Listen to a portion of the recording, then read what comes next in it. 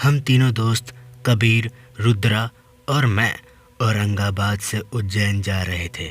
Train की ticket ना मिलने के कारण हमें मजबूरन बस से सफ़र करना पड़ा। रात के अंधेरे में हमने बस पकड़ी, लेकिन उस वक्त तक हमें पता भी नहीं था कि हम जो बस में चढ़े हैं वो क्या भयानक मंजर हमें दिखाएगी। बस में चढ़ते ही हमें लगा कि कुछ अजीब है। बस के अंदर सिर्फ 10 से 12 लोग थे, लेकिन सब कुछ बिल्कुल शांत था। हम तीनों ने एक दूसरे को देखा और हम सब के चेहरे पर एक ही सवाल था, क्या ये सच में नॉर्मल है? पर हमने सोचा शायद ये लोग थक गए हैं।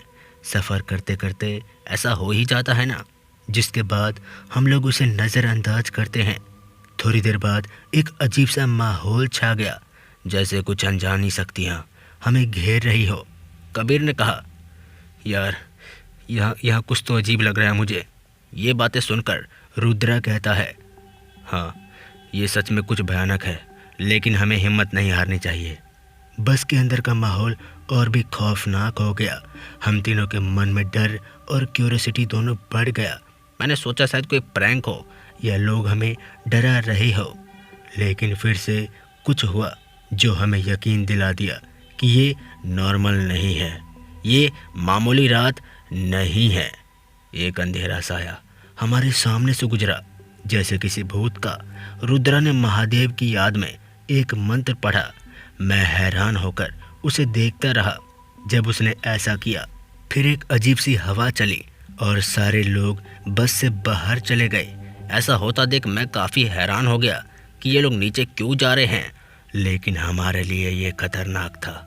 बाहर के लोग भूत थे और अब सिर्फ हम तीनों बच गए थे जो बस के अंदर फंस गए थे। रुद्रा की महादेव की भक्ति और उसके विश्वास ने हमें बचा लिया।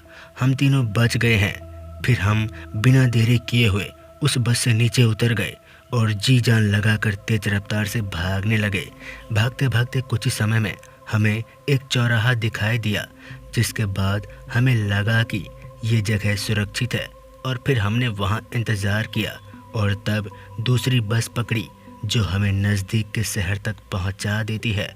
इस रात को याद करके हम तीनों ने समझा कि भूतिया घटनाएं सिर्फ कहानियों में नहीं होती, कभी कभी हकीकत भी ऐसा कुछ मंजर दिखा देती है जो हमारे दिमाग को हिला देती है और हम वो सोच भी नहीं सकते कि ऐसा कुछ हो भी सकता है। कबीर, रुद्रा और मैं उस रात के अनजान डरावनी घटनाओं को याद करके हम आज भी कांप जा रहे। खैर जो हो गया सो हो गया, हम बच गए, यही सबसे बड़ी बात थी। दोस्तों, आप भी अपने जीवन में जो कुछ भी करें सोच समझ कर करें। क्या पता कब आपका अंधेरे शक्तियों से सामना पड़ जाए। तो दोस्तों, मैं आपका दोस्त मिस्टर खौफ जल्दी मिलूँगा ऐसे ही खौफनाक कहानी के साथ। तब तक के लिए जुड़े रहिए, क्योंकि डर लगता है।